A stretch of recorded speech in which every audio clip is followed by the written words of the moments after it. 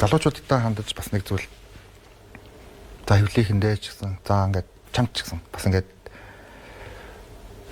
үнэн гэж бодсон үзэл санааныхаа төлөө ад үзэгдэх эр зөрөгтэй байцгаа залуучууд. Тэрнээс цагийн аясыг дагаж намирсан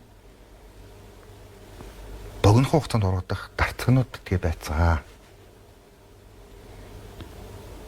Энэ их чухал зүйл. Үнэн гэж бодсон бол хамгийн дотны хүн чинь ч гэсэн тэр хэл хязгаарыг давбал үгүй гэж хэл. Үнэн гэж бодсон зүйлтэй чинь дайсан чинь ч гэсэн нэгдвэл түүнийг дэмжиж сар. Энэ үл зарчим.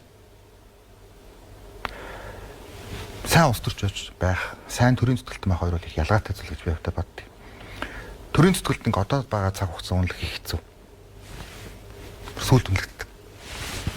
Улс төр явах өрнөл дагаа явдаг. Тийм учраас цаг хугацаанд эзэн байцгаа залуучуудаа улс төрийн намын лидерүүдээ